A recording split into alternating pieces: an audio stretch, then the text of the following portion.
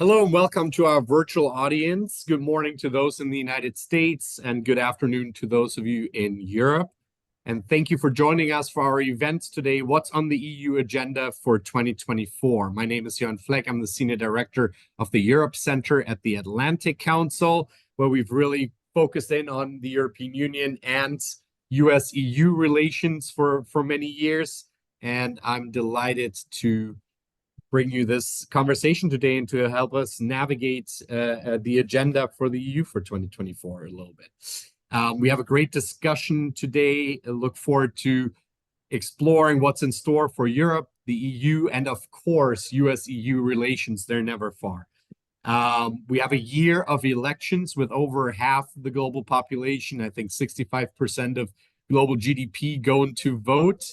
And here we'll, of course, be focused on the European elections in early June of this year, then a transition and change in the European Commission that will take up much of the third quarter before we then see US elections that will no doubt also play into this EU agenda for 2024, and we'll explore all of that together.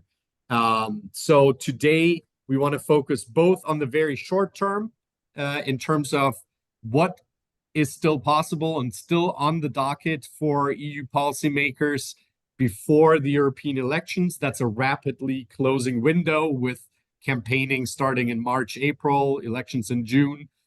And so we'll look at that short-term agenda and what files are still on the table, but then also look at the longer-term implications of the elections, of the changes in the European Commission, of the domestic political situations and the geopolitical agenda that will shape what the next political term of 2024 to 29 for the European Union might look like and what themes we might see emerging.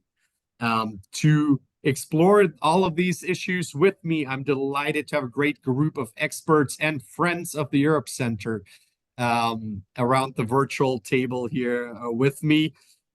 Joining us from Washington, D.C. is our very own Fran Burwell, Distinguished Fellow at the Europe Center of the Atlantic Council and a Senior Director at McLarty Associates. We have Ambassador Gérard Araud, also a Distinguished Fellow with the Europe Center, and of course, Ambassador of the French Republic, former Ambassador of the French Republic to the United States, amongst many other senior diplomatic roles for France. We also have Noah Barkin, Senior Advisor for the Rhodium Group and a fellow with the German Marshall Fund, and someone who's a dedicated watcher of EU-China relations, Germany, and much more. We'll come to that, very topical today. And last but certainly not least, Georg Rikeles, an Associate Director and Head of Europe's Political Economy Program at the European Policy Center, EPC, in Brussels. Georg is also our partner with the EPC on our TTC Track 2 work, and so delighted to have essentially Brussels, Paris, Berlin, and DC, not necessarily in that order, represented here. We'll dive right into the discussion. Let me just say a few words on housekeeping. This is obviously on the record. We'd love questions from the audience, which our audience can submit at askac.org or follow us on X, formerly Twitter, at AC Europe. Submit your questions there. I'll come to that in the second half of the conversation, but I want to dive right in with Georg kicking us off, perhaps, and talking a little bit about what you see as the big items on the EU agenda to wrap up before this legislative term comes to an end with the European elections. The Spanish presidency until December took one or two big items like AI Act or the Stability and Growth Pact reform off the table, at least the political agreements there. But what's still out there, and give us a sense what policymakers still have to finish up. Thank you, Jörn. Good morning and good afternoon to everybody who's listening. Well, what's ahead? It certainly ain't over yet. There's plenty of things on the tables, and I would maybe sort of categorize it in three big blocks. One is obviously what's happening. Well, if you want the big pressure of geopolitics these days, there's plenty of things to be delivered upon. A major one, of course, is the extraordinary European Council meeting on 1st of February, one where the financial assistance to Ukraine is going to be discussed, and then of course we all see the enormous importance of that. But there are other elements also to mention under that in that batch, of course. New round of sanctions, new package of sanctions, defense production, something coming forward on that. We all remember how the European Union made the promise last year that one will deliver 1 million artillery shells to Ukraine. So one still has to make good on that promise, and there's more coming in that regard. So there's plenty on the table, dictated, if I may say, by the outside pressures on Europe. And I imagine Noah will say something about today's economic security package, which is of course very much a part of that. Then, of course, there's also the tail end of the legislative agenda.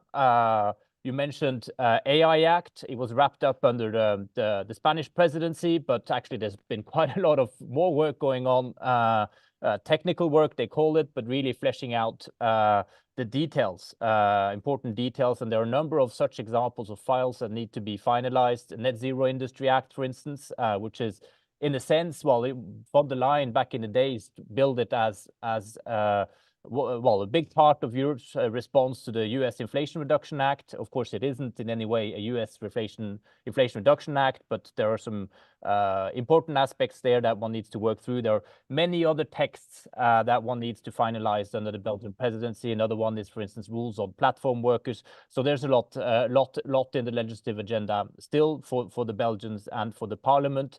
But the cutoff date for the European Parliament is coming relatively soon. What they have said so far is it's the 8th of February, I think, for trilogues. So that's the second batch, the tail end of legislative package. And then I would say there's a lot of things that are going on and are happening now in the coming months in view of preparing the next cycle. So the new strategic agenda. There's obviously let us report on the single market. Draghi has moved into the Berlaymont with a team of 13, 14 people. He's working on his report on competitiveness. All this is to set the stage for the new agenda. There are also initiatives coming from the Commission. The Commission is due to come forward with a communication on how we translate at the EU level climate objectives that have been taken into objectives for 2040. Obviously, that is very, very contentious and complicated when you start talking about emissions reductions at 80, 90%. So there's a lot on the table. Maybe to finish off in this way, I think the mandate of von der Leyen of the current parliament started up with a relatively identifiable and simple agenda. It was about the twin transitions, the twin green and digital transition. And those were sort of, well, big economic programs that married well. One could argue that they were sort of, in a way, mutually reinforcing. And what we are seeing now, I think, at the end of this cycle, is we're in a completely different world. Obviously, it's a lot about security, which is a major priority, but also on the economic front. What we're not seeing is an agenda that goes well together, but we're seeing a series of trade-offs between competitiveness or economic efficiency, economic security, climate, nature preservation, social acceptability. All these things require different policy choices. So I think that really is something to watch now as we go into elections. Times are tough. Geopolitics is brutal, and it is in many ways it is quite precarious for Europe and for the European Union to be navigating these moments. Thank you, Georg. That was a great setup for the discussion. You put a lot on the table. We'll come back to various points: the geopolitics, the trade-offs, the original agenda, the geopolitical commission, all of that. But I want to turn to Noah Barkin first. And you already mentioned the economic security package. That's very much related to the geopolitical, this brutal geopolitical environment, I guess, and the original ambition of a more geopolitical commission, a more geopolitical union in many ways. We saw this package being presented today. It's supposedly country agnostic, but as a China watcher, you and everyone else knows it is about predominantly one place and then anything else. Can you give us a little bit of a sense of how you received that very fresh off the press economic security package, Noah, and what you see as sort of immediate follow-up, or how that might feed into this discussion of trade-offs that Georg already mentioned? Yeah, well, Jörn, first of all, thanks for having me. Very, very happy to be here.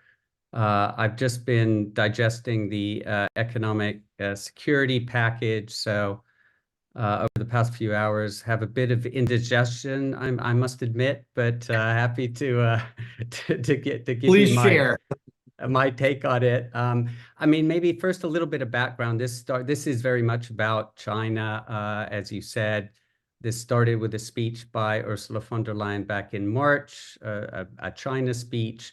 That was followed by an economic security strategy or joint communication that came out in June. And von der Leyen, in the meantime, over the past year, has also traveled to Beijing twice, once with French President Emmanuel Macron. Some of you may remember that visit. Made a lot of headlines, and more recently in December for an EU-China summit. I would say that the package that came out today probably is not as strong as what von der Leyen perhaps imagined back in March when she gave her China speech, or even in June when she came out with this joint communication. And that reflects really resistance from member states on a number of levels. First of all, I think there's concern that the Commission is concerned about a Commission power grab. You know, national security issues are very much, controlled in the capitals. There's also resistance to the idea, I think, especially in France, to following the U.S. too closely, and key elements of this package that was introduced today, especially outbound investment screening or outbound investment restrictions, are very much coming from Washington and being pushed onto U.S. allies. And I think there is still a reluctance in the big capitals in Europe, Berlin and Paris, to take too aggressive an approach with China, especially at a time when we could have a change of administration in the US. So the EU, there is some concern about opening too big a front with Beijing at a time when another front could soon be opened with Washington. So I think this package, which covers inbound investment screening, outbound investment screening, export controls, research security, it's at the heart of Ursula von der Leyen's de-risking agenda. It certainly will not satisfy people in Washington who want rapid action. On outbound, for example, we're not going to get a decision from the Commission on whether to proceed for nearly 2 years, according to this package. So there will be a prolonged period of consultation with member states, collecting data on outbound investments in a set of a narrow subset of emerging technologies. So this is, the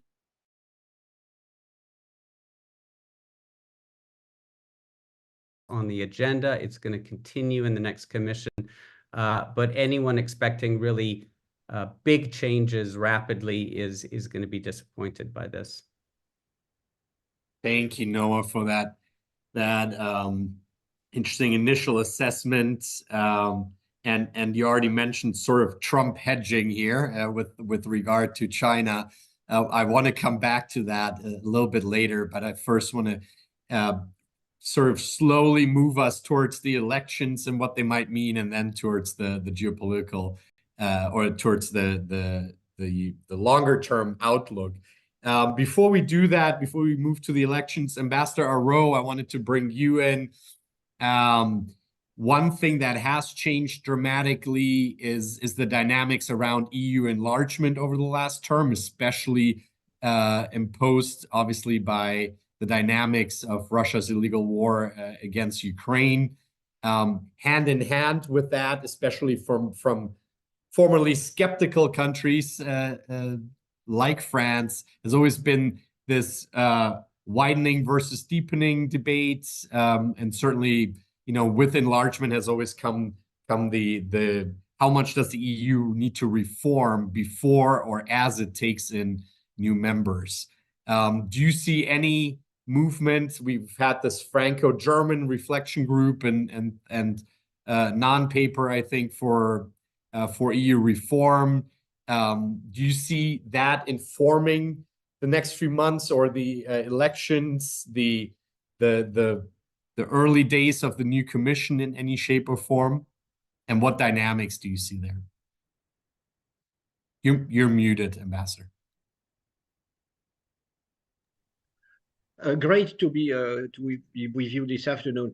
I think, again, I'm a bit worried about, I should say, our streets, which means that I feel the usual debate that we may have, deepening, widening, and enlarging, the way it's conducted, between capitals or in Brussels and among experts, while actually our societies are facing a deep crisis, a populist challenge. And right now, the German farmers are demonstrating, the Dutch farmers are demonstrating, and the French farmers are joining in.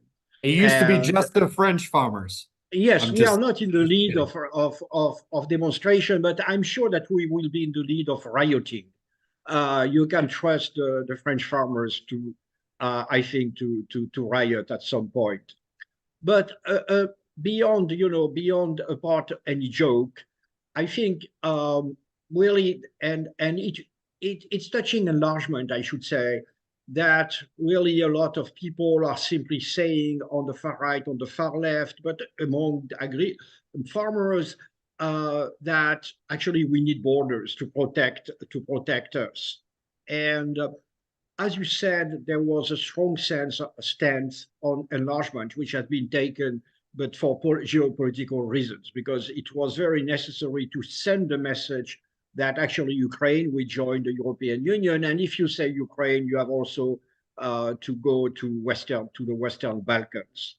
But I suspect, to be frank, that behind this political declaration, there is a bit of hypocrisy among our political leaders. Because if you consider, for instance, Ukrainian agriculture, basically on the current terms of common agricultural policy, it will be nearly the end of the common agricultural policy collapsing under the weight of the Ukrainian agriculture. And because, again, considering the size and the structure of Ukrainian agriculture, it will be a sort of a devastating competition, towards the Germans, Italian, and other agriculture. So again, you may think of incremental, really enlargement, but it will be the same for regional policy. The GDP per capita in Ukraine right now is half the GDP of Bulgaria, which is the poorest country in the European Union. And it's a country of 45 million of inhabitants, and it's a country which is devastated. And which will be still poorer when joining the European Union. So there are a lot of very substantial questions. You could consider that it's a bit of selfish reaction considering what Ukraine is suffering, but that's real policy. And as I've said, the Polish truckers are blocking the borders with Ukraine, and our farmers are rioting. And behind that, also, I fear that there is also this sort of, again, a populist revolt against for borders, asking for borders to protect, our economies, to protect against immigration, and that all these questions, which are in a sense festering in our societies. And we are going to see the consequences, I think, in the European elections. All these questions, in a sense, will make the enlargement quite politically complicated and maybe explosive. You know, today, a leader of the French far left has said that no way he will oppose the enlargement to Ukraine. And so that's the beginning of a heated political debate. And again, I think a lot of our political leaders know that enlargement takes 10 to 12 years. So they have a bit, I should say, kick the can down the road. But we will have to answer a lot of difficult questions about the functioning, the structure of the European Union. And when you are talking about deepening, to be frank, the idea of reform of our institutions, for nearly the same reasons, I don't see any appetite for reforming the treaties, reopening the treaties. You know, really, I don't see any political appetite anywhere in Europe for the idea of going through the ordeal of ratification of new treaties. Because if we enter this way, it's obvious that it won't be ratified. There will be a bump somewhere. Because, as you know, our voters are voting for a lot of reasons, very often not linked actually to the question which is raised in the referendum, because a lot of countries have to go through referendum. So again, I think that it will be the debate, but it will be the debate in the 4 or 5 coming years. It will be a difficult debate, which will be very, very closely related to the domestic balance in the European Parliament, and domestic balance in each of our member states. And you remember the very recent result of the Dutch parliamentary elections, and we have reasons everywhere, I think, in Europe to be worried by actually this trend, which is really throughout the Union, and in a sense also in the US. Thank you, Ambassador. Putting that populist challenge in the elections, the call for borders, the trade-offs and hard policy choices between different agenda items that Georg also talked about firmly on the agenda. Maybe I can move, before we fully get into the elections, just get a DC perspective from Fran Burwell and talk a little bit about how you see this geopolitical agenda forced or imposed more than maybe by choice in many ways, playing out, and what that means for the elections. And then we'll go to Georg for maybe how he sees things from Brussels. So thank you very much, Johan. It's great to be on this panel.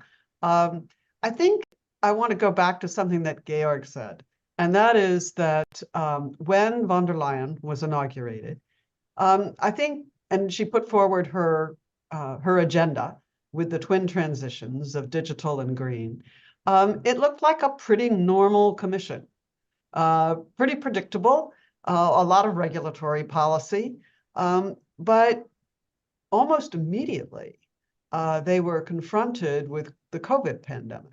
And although the EU institutions do not have a role, technically, in healthcare, this is a national competence, it soon became clear that the member states acting as a disparate 27 were not going to be able to address this, and were actually threatening some of the key elements of the union, such as travel across borders.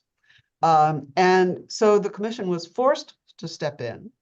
And I think that is really where you see the beginnings of this geopolitical Europe in a very real sense.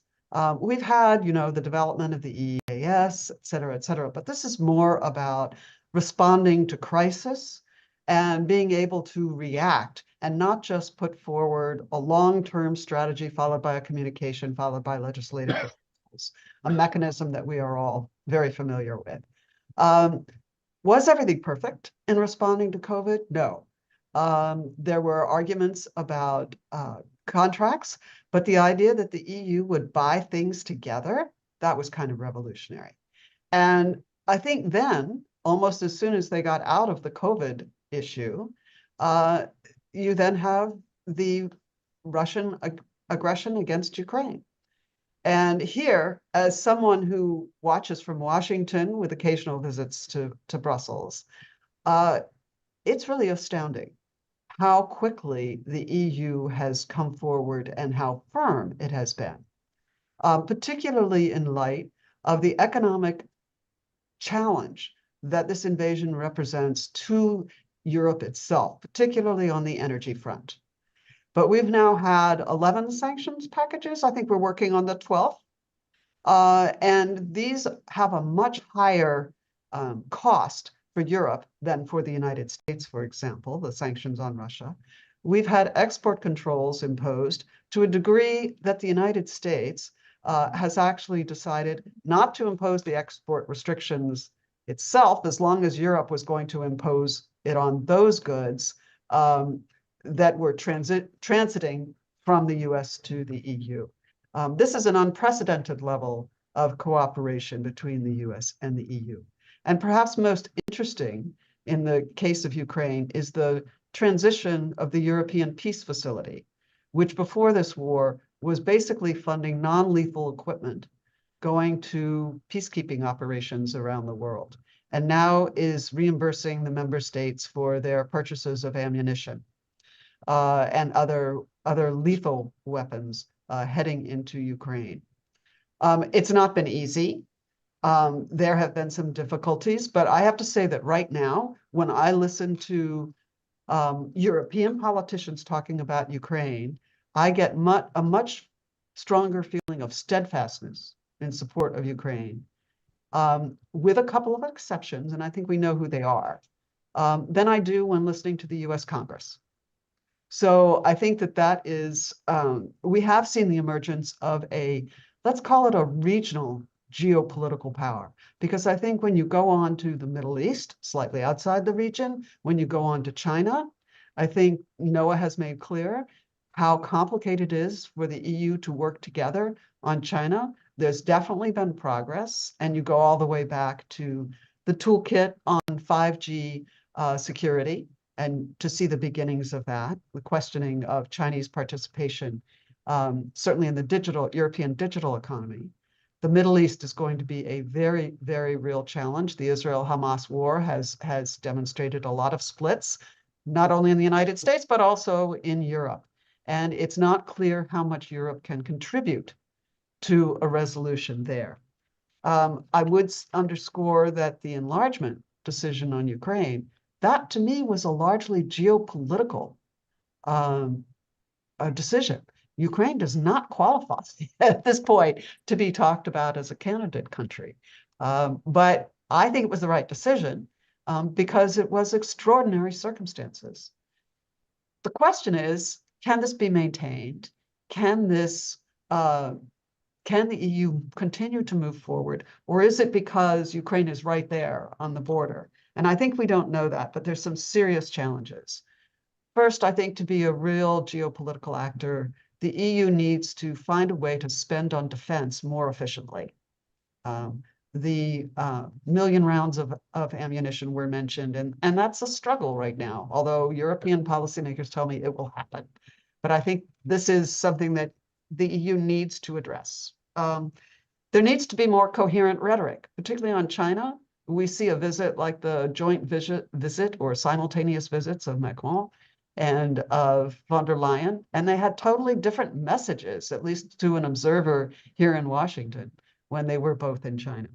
And I think that there needs to be some way to figure out the abandonment or the overcoming of unanimity, of the requirement of unanimity in foreign policy, because we're now seeing the Hungarians and Prime Minister Orban set himself up so that he can blackmail the union every single time that he wants to, every single time that the union wants to get more funding approved for Ukraine. And I think we're starting to see some innovation among the lawyers at the council and others in terms of what options there might be. There are options short of treaty reform, and I share Ambassador Auro's concerns about treaty reform, and it would take too long. So this needs to happen more quickly, and we need to see some ways other than paying off the Hungarians that the EU can move forward when a couple of countries who represent a very small proportion of the population object. So that's what I'll be looking for. Certainly at the UCO on February 1st, but also as we move forward. A lot on the table there. I want to move us on to the elections and their potential implications for the next terms, next legislative term and the agenda there. Maybe go to Georg with the question A. Can you explain to those viewers that haven't followed the dynamics around the European elections as closely? I mean, Ambassador Auro, Noah, Fran, all you yourself brought this up already. In many ways, this risk of a populist surge on both ends of the political spectrum, on the more extreme ends, and narrowing of that long time pro-European centrist, center-left, center-right coalition in an informal meeting. What are the trends that people are focusing on right now? And then I would love to go to Ambassador Rowe and Noah to get Paris and Berlin perspectives, but also really hone in on this issue of what limitations do the domestic challenges and the trade-offs you refer to, Georg, impose on the election and then the agenda? It's a long-winded question. What are the trends? Yes, you're watching most closely. Happy to answer, but first I just wanted to comment on something Fran said, or on some of the previous comments. I think it's fantastic to hear Fran from Washington sort of talking up the EU's achievements in a way, or dynamic or transformative capacity in extraordinary circumstances. And I fully agree with you. We've seen a lot of that, and that has been very important. And I think it also has done something for how Europeans, a lot of European leaders see themselves and the capacity of agency in today's world. I like this formula you were saying about the regional power.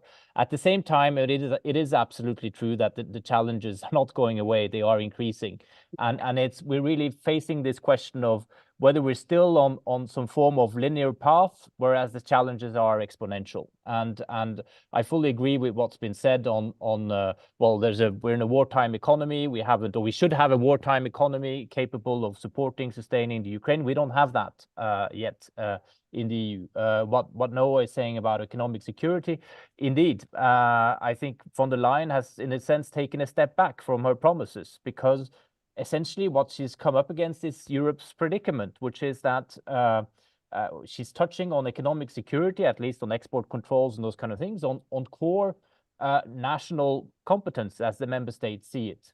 So I think many see that if we don't scale up and have the capacity to act as a bloc, well, Europe will be picked apart in today's geopolitics. But getting there is very, very difficult, and that's why it's taking some more time. And you can continue discussing this. It's also true for the investment. It's also true for the budget. And if you're talking about enlargement, you need some form of institutional adaptation, but you also need to change around Europe's political economy, the EU's political economy, as Gerhard Haro is saying. These legacy instruments that are untargeted and unleveraged as the cohesion funds. We need a third common agriculture policy, probably a renationalization of agriculture policy combined with some market intervention instruments. So there are big reforms, even outside treaty reforms, that need to happen. But now to sort of the populist or the elections question, and I think you're absolutely right, and also what Gerhard was saying is we are seeing that anti-European populists are really on track for big gains, in particular when it comes to the radical or harder right. I think they are.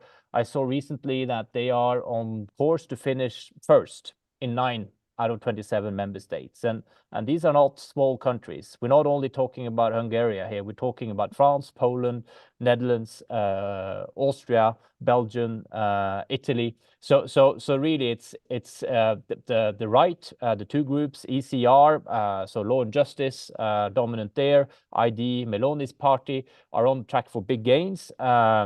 And also, if they don't finish first in those, as they do in those 9 countries, as they're likely to do, they will finish second or third in a lot of countries. And then you're talking about in Germany, possibly in Spain, in Portugal, in Sweden, and so on and so forth. So you are definitely going to see a more split parliament, a parliament that is moving to the right. I think the sort of the center-right bloc with the socialists, the Greens and the left, they are being reduced to roughly a third of the representation in the European Parliament, and so this will inevitably have consequences. How much we'll see, but what we'll probably see in the next Parliament is that there is a majority on the right composed of the EPP, so the People's Party, together with the ECR and ID. It doesn't mean that you still can't have a working majority of the socialist group, Renew and EPP, but there are also alternative majorities that will be very feasible, and that can have a certain impact, for instance, when it comes to discussing the future of the Green Deal, climate action, etc. So it can be have quite some effect on the EU's agenda going forward, I would say. Thank you, Georg. I want to come to Ambassador Rowe and maybe weave in a question here. One, the dynamics from the European election dynamics, from the view of Paris, where, you know, one of the countries where, according to polling right now, the Eurosceptic right might place first, still some time to go. And second question, follow-up question also then for Noah is, Georg already spoke about, you know, this shift to the political right in the new parliament. And there's a question online, if von der Leyen is indeed EPP's lead candidate in the elections, and there is that predicted rightward shift in the European Parliament, how do you see that affecting the Commission's priorities for the next mandate? I think we can frame that a little bit bigger picture. You know, how will that impact the EU 2024 to 29 agenda overall? So 2 big questions, easy questions for you, Ambassador. Well, first I have to remind everybody that these European elections are not European. Actually, each country is voting for national parties and largely, you know, in a sense, on national agendas. For, you know, as you know, last time in 2019, we had only 42% of Europeans who voted in the European elections. Because facing European elections, the fact that it's very difficult to understand what it means, what are the stakes, a part of the voters are not voting, and the other part of the voters are considering that they're inconsequential, though they can vote for, in a sense, as sending a message. You know, it's a sort of a protest vote rather than a substantial vote. So, for instance, in France, a lot of people who hesitate to vote for the far right because they are not serious, they have never governed, they don't have experience, are in a sense venting their anger in the European elections. And, you know, they don't even know to which European Parliament group the party for which they vote will belong. They don't have any idea about the European agenda. And the worst part is they don't care. They simply want to send a message to Macron. They simply want to send a message to Scholz in Germany. You know, really, and in all the European countries, more or less the same. And since we are really going through a period of rebellion in all the Western societies, we are facing rebellion, you know, in America, in Europe, against the system.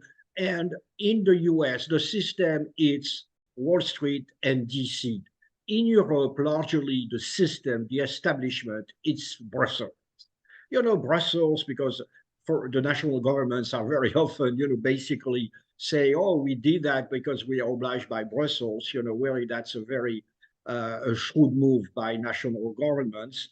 So that's really, I think, you know, which is feeding, in a sense, all these elements, which is feeding also the strength of the populist parties. And it will be the case, obviously, in France. You know, they have chosen, especially because they have chosen a very young head for the far-right parties. who actually has never set a foot nearly in Strasbourg, where he was actually a member of European Parliament in the last 5 years. But nobody cares in Paris. Really, people are saying that and are trying to say that, but nobody cares. What matters, it's not Europe, it's not Strasbourg. What matters is to tell Macron and to really to express the anger about against the establishment. After that, the question is also versus the European Union, what is the real line of the far right? Because, I saw that the AFD has announced that they wanted a Dexit vote, really yesterday or the day before. When people are telling Marine Le Pen in France whether she will be a Meloni-like, she will follow Meloni, who, after all, is rather a sort of a quote-unquote good European and does not try to undermine the European Union. Actually, she said no. She said, I'm closer to Salvini, who, as you know, is much more Eurosceptic. So there will be, I think, a stronger far right, as you have said, in the parliament, as Georg has said.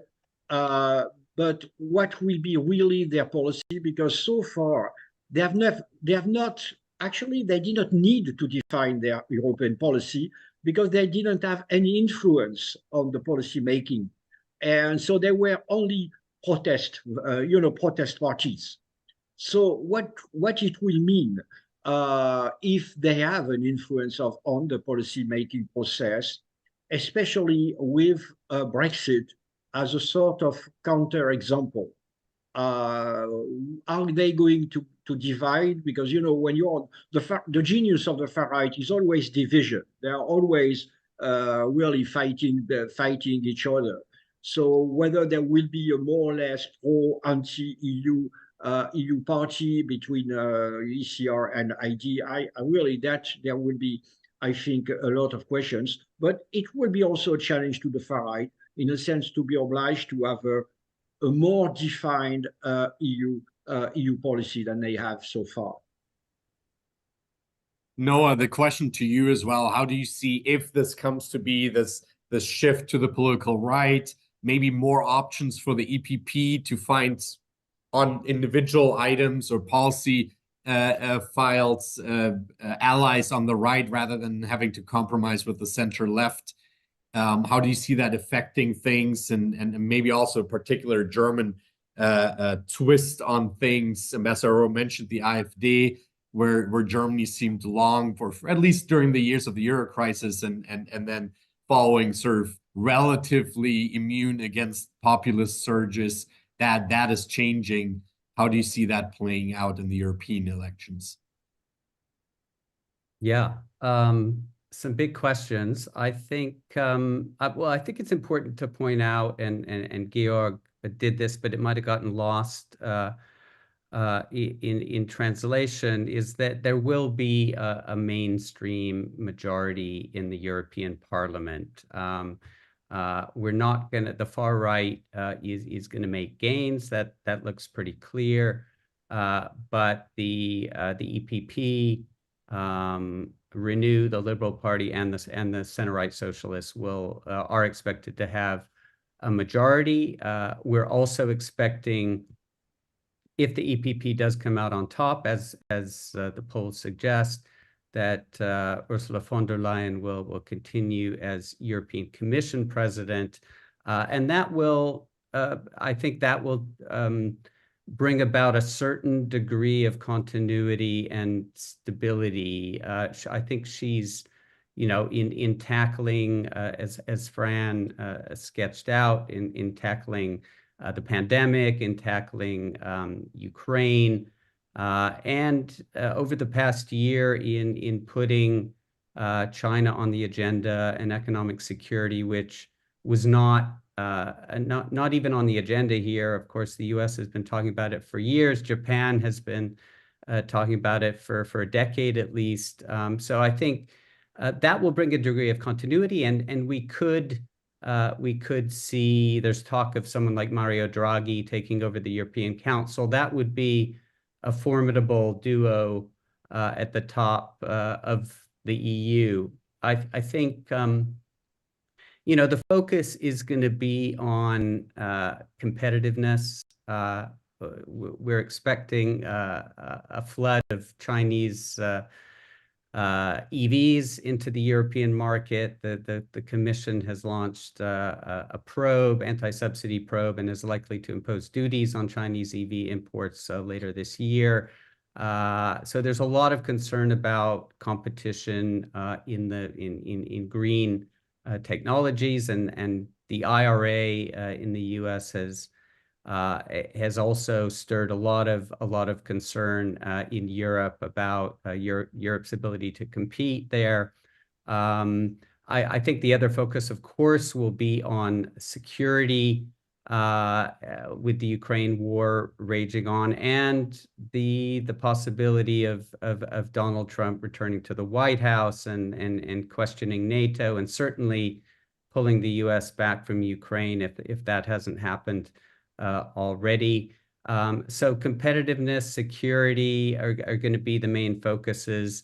But there is a risk of getting, certainly over the coming year, becoming more inward looking, and I think the rise of the far right in Europe is something that is concerning a lot of people in a lot of countries. And you asked about Germany, Jan. We do have 3 state elections in the autumn in Eastern Germany, where the far-right AfD is expected to do extremely well. And the question will be, can the other parties form coalitions to govern against them, especially when you also have the far left doing quite well in the East. So I'm actually less worried about the European Parliament than I am about some other European countries. France is lucky it doesn't have an election for a number of years.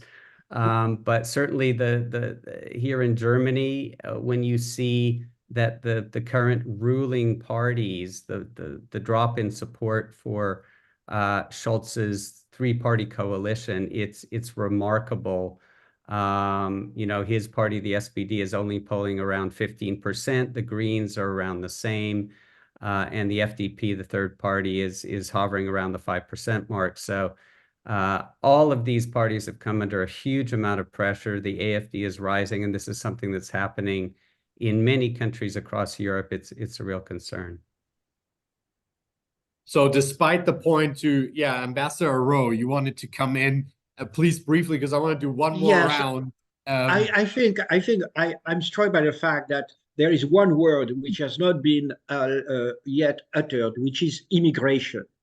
And if I say immigration, is because we know that it's a major crisis in most of the European countries. It has become a major political crisis, the debate about immigration.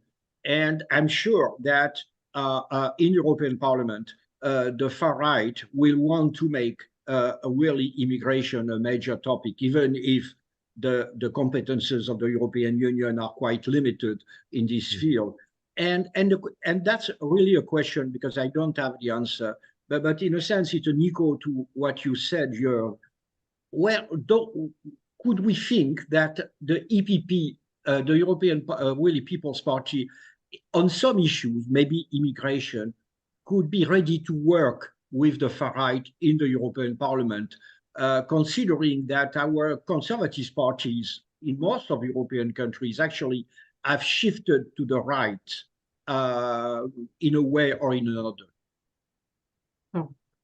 So some, despite your point about 27 national elections constituting the European election in many ways, there are some common themes here emerging that play out slightly differently in the different member states, I guess. Fran, I wanted to come to you. Noah, Georg, and Ambassador already mentioned this in different combinations and ask really about the US elections factor. I was in Brussels last week. It took about to less than 15 minutes for the cab driver on the way from the airport to the hotel in the European forest to bring up the U.S. elections. How do you see that impacting? Noah spoke about sort of this hedging vis-a-vis China and not getting too tough with the potential of a Trump 2 administration return, that uncertainty. How do you see that impacting? And as a part 2 question to the others then too, many here were positive or glass half full on the geopolitical achievements of this commission and the EU, and what prospects you see that of being maintained under these populist pressures, the different trade-off aspects that Georg mentioned at the outset. So let me first just a word on the European elections briefly.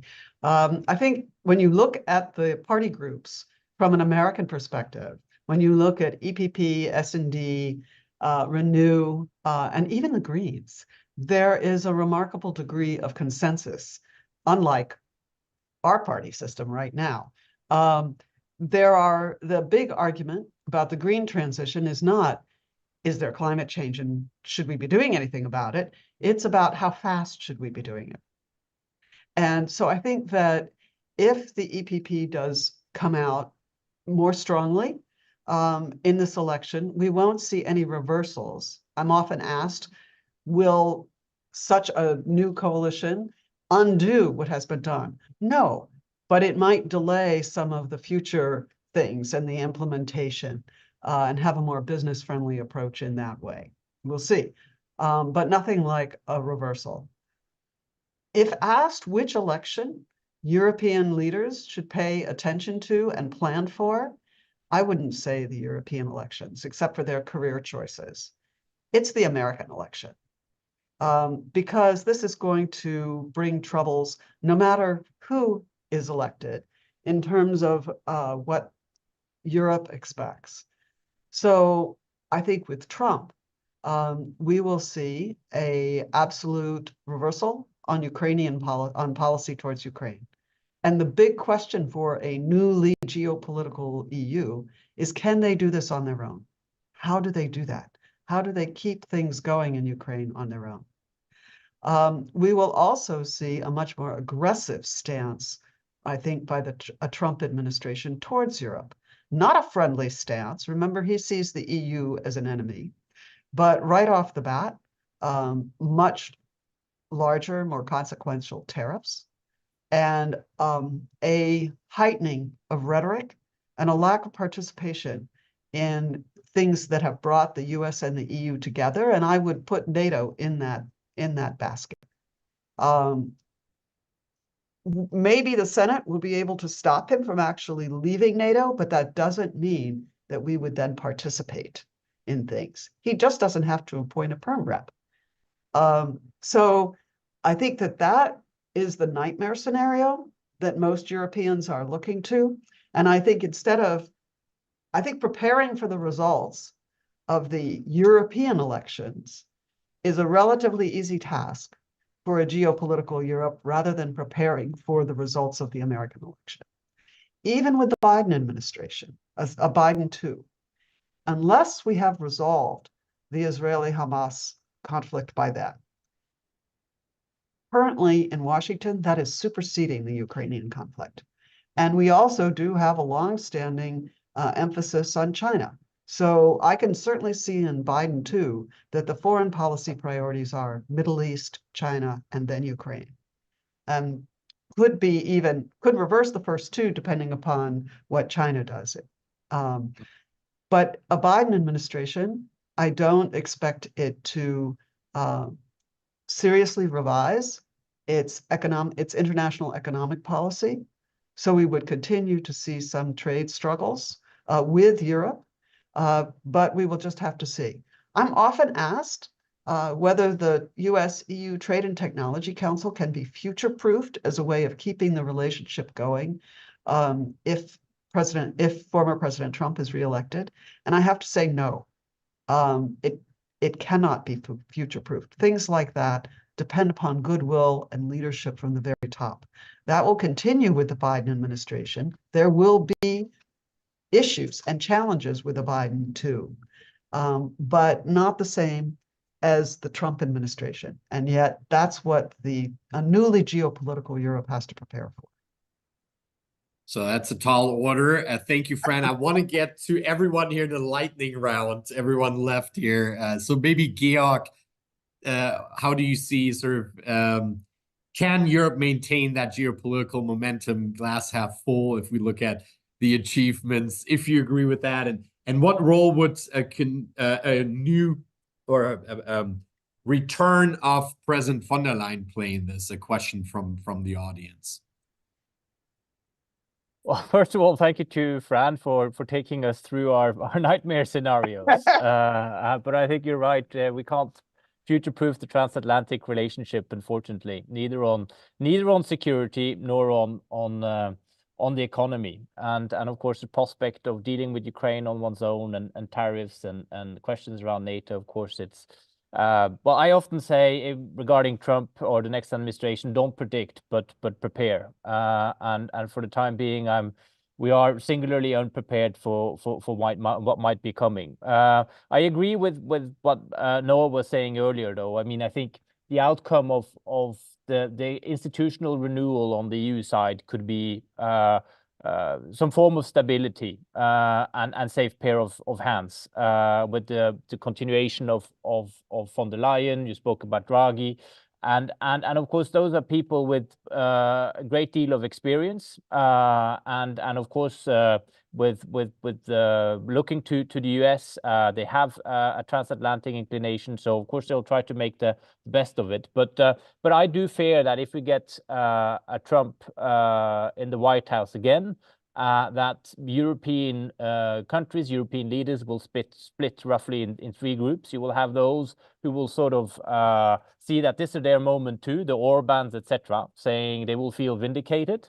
You will have a big group in the middle that will say, okay, we'll just have to ride this out, try to hedge it, go quickly to Washington, try to play friendly, etc.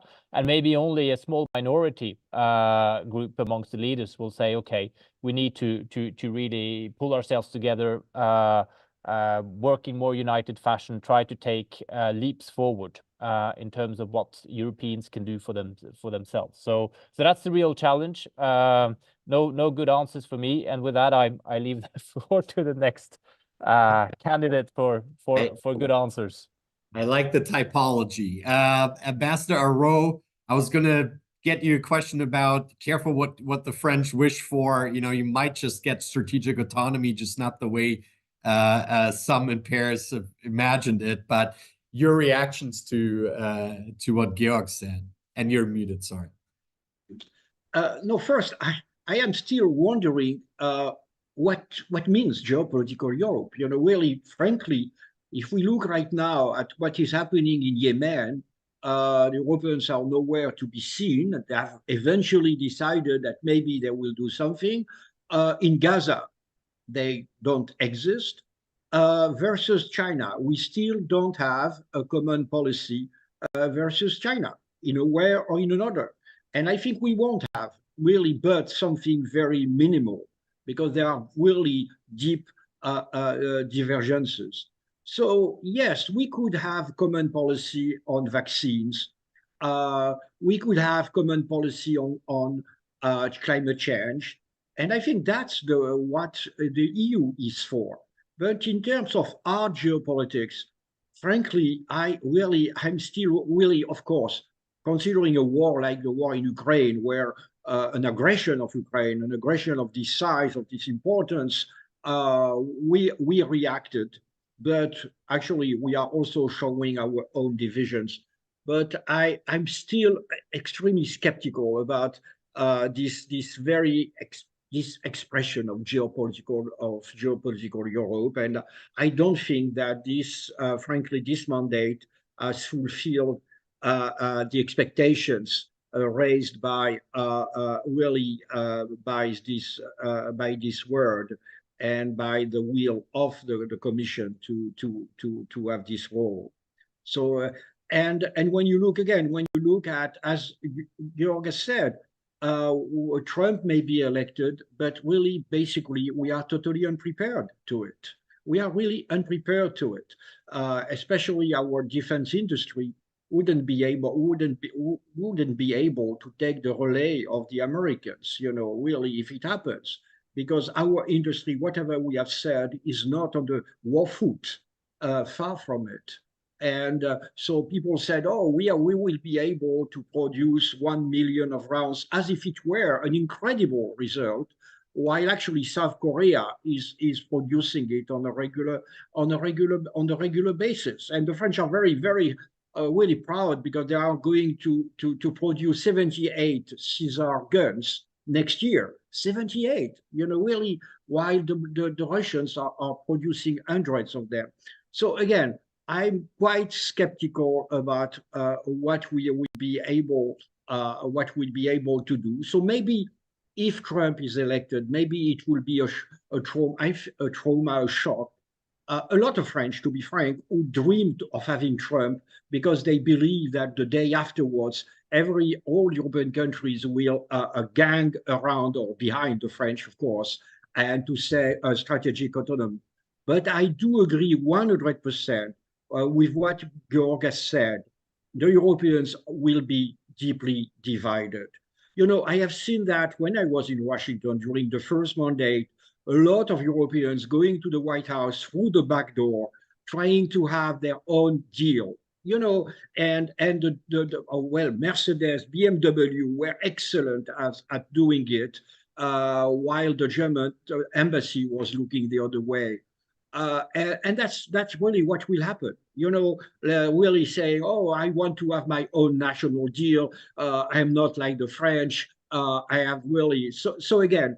I think it's much better for us that Trump is not elected, and I don't see European geopolitical Europe really in the coming years the same way that I've not seen it in the last years. Okay, some cold water from Ambassador Arro over this point, but over to Noah to close us out. We have to wrap up, but I want to give you 2 minutes to respond, and especially when it comes to your field of economic security, of watching China and Europe's relationship there. Yeah, I think Europe has not solved the question of how it, on the one hand, reduces its dependence on China, which is now an important priority. And we saw that today with the economic security package, while achieving its green transition goals, which was one of the big goals of the von der Leyen Commission in the early years. And on the other hand, remaining economically prosperous. So if you add Trump to this equation, the three-dimensional chess becomes even more difficult. And the next commission will have some very hard choices to make. But Trump will focus minds. I think one problem that we've had in Europe is that France and Germany are not the motor they once were. Now, 2 countries among 27 is very different than France and Germany in the old days when there were 12 members of the EU. But this has been missing. Macron has big ideas that no one else can get behind, and Scholz doesn't appear to have any big ideas. So Germany and France will have to step up if Trump is elected. The focus will be, as others have said, on European security. But this is going to be very difficult. Europe is going to be in a defensive crouch. I agree with Ambassador Arro and others that Europe is not prepared for this. But Trump will be a shock, and Europe will have to come up with a strategy for dealing with him if he is elected. Thank you, Noah. I'm gonna give Fran just 1 minute. I know you want to come in on something, and then we have to wrap up. I think what we've seen in this commission is that events have been the driver of how the commission has developed. And I think that if this geopolitical Europe, and I would say it's a regional geopolitical power, I disagree with Ambassador Arro, if they want to save Ukraine, they have to move forward with this. And that's the bottom line. They will be forced to continue to develop their geopolitical arsenal, rhetorically, in terms of defense capabilities, and in terms of greater unity. Okay. Thank you, Fran. Thank you, Ambassador Rowe, Georg, Noah. Really appreciate you joining us for this discussion. Some great insights. We've spanned quite the spectrum of issues within this EU agenda 2024 discussion. I really hope we can bring you back, and then Fran and Ambassador Rowe can dug it out over Geopolitical Europe or not. Look forward to having you again back to the Council, back to the Europe Center very soon. Thank you very much. And to our viewers, thank you for joining. And I hope you continue to follow the Europe Center's work on the European elections, the next EU agenda, and the next US-EU agenda. Under our new series, Transatlantic Horizons, we'll be bringing regular analysis, convenings, public events, private discussions on these topics and the implications of the transitions in Europe and the elections in the United States for the Transatlantic Partnership. Out there, please continue to follow us at AC Europe. Thank you to our panelists, and see you very soon.